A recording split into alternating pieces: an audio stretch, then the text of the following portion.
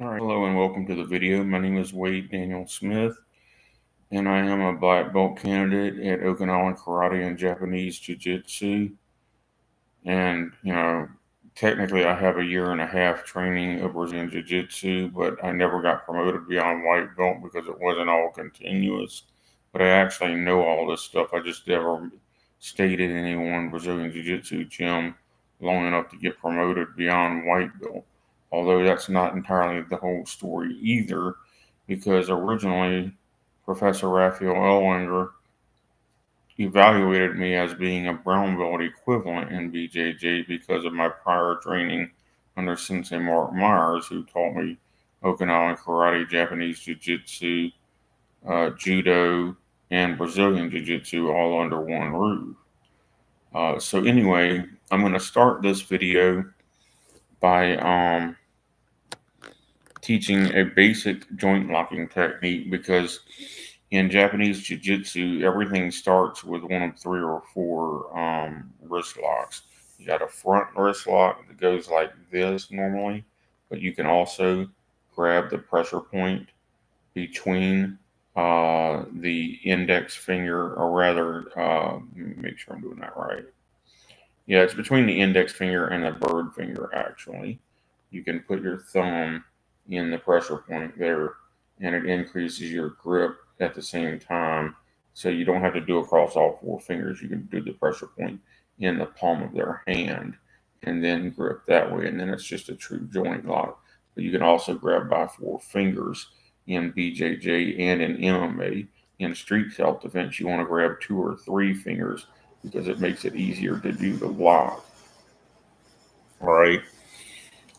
There's a full wrist lock which does this number up against the opponent's body, and it hurts like the dickens.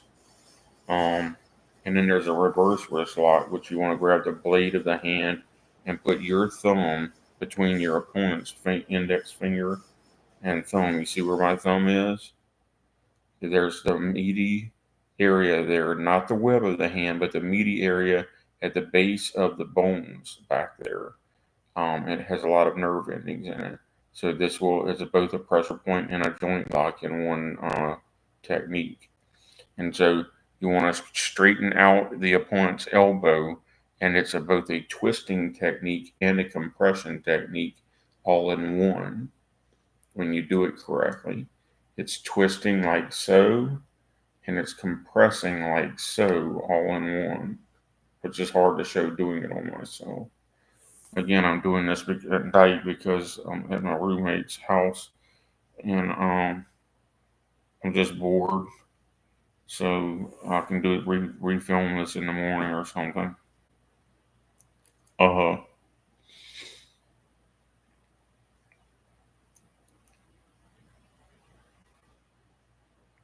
So why am I teaching these three basic joint locks and the pressure point here? If you don't believe this pressure point works, do it on yourself. Put your thumb back here at the base, about an inch beyond the web of your finger, and press in as you grab with your index finger here. Okay, and this is actually going to create so much pressure that you will almost tap yourself out, much less what you could do to another person when you're not working against your own brain. Okay, and the pressure you need to get the pain is just the same as pinching. It's just what you can get between your index finger and your thumb is all you need. All right. Um, why am I teaching those three if I'm going to teach Japanese Jiu-Jitsu? Well, those are the three fundamental locks it does in the style of Japanese Jiu-Jitsu that I was taught. There's, probably between 40 and 60 wrist locks and elbow locks in Japanese Jiu-Jitsu. But I'll get to those at a later date. So the full arm bar is the one where you're going to get either a front wrist lock, an inverted front wrist lock, or an inverted full wrist lock. And you're going to go ahead and use that thumb trick that I just showed you at the same time. You're going to place your foot in the opponent's throat or on the side of their neck if you're attacking your opponent's right arm, you're going to use your right leg, and you're going to push off against the right side of your opponent's neck with your right leg. You're going to hyperextend their right arm across your left leg, which is going to be hooking and wrapping around this arm. And at the same time, you're going to have the joint lock and the thumb lock on all at the same time. This will hyperextend the elbow. It will hyperextend the collarbone. It's going to hyperextend the opponent's neck. And in a real street self-defense situation, you can also up kick the person in the face or the throat if you need to, in order to distract them while you're going for the full arm bar. Because you're actually going to pull guard and lay on the ground and do this. Only do this if you're pretty sure there's only one attacker, though. All right. And I'll get into techniques that you can use if there are 2 or more attackers. Japanese Jiu-Jitsu is excellent for that.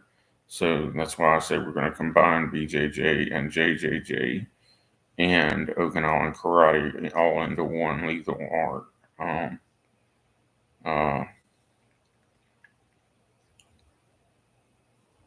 So this move is banned in MMA apparently because it makes tapping your opponent too easy. It doesn't have any risk of doing permanent damage to them, but it is in fact banned in MMA. Let me see. I don't know what just happened.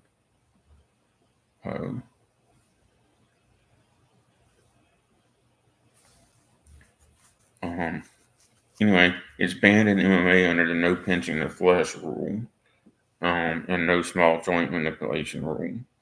All right. Another street self-defense technique is to put your thumb under your opponent's hinge of your opponent's jaw and push up and forward relative to their jaw, and this will dislocate the jaw, and you can also rip out an eyeball at the same time as doing this. Street self-defense only. That's obviously both aspects of that technique are banned both in MMA and submissions only grappling.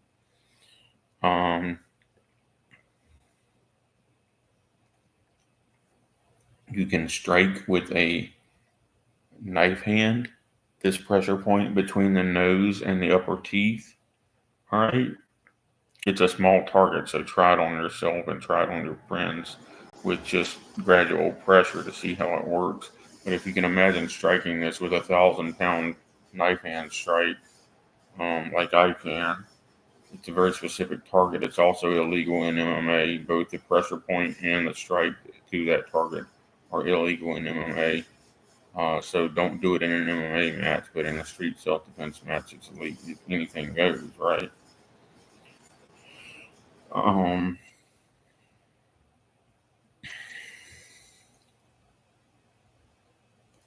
One that I like to demonstrate is a karate chop to the bicep. You can aim straight into the bicep itself, dead center of it, or you can aim at the base of the bicep right here, and there's a nerve ending right there.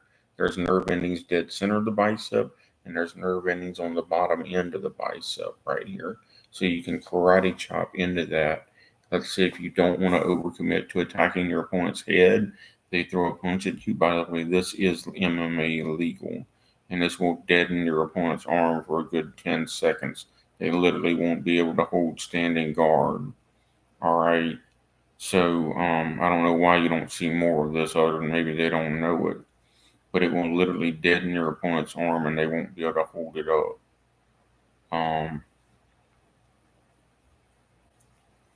It's normally done as part of what's called a double chop block, where you're going to block one hand into the radius bone when they throw a hook punch or perhaps a straight punch.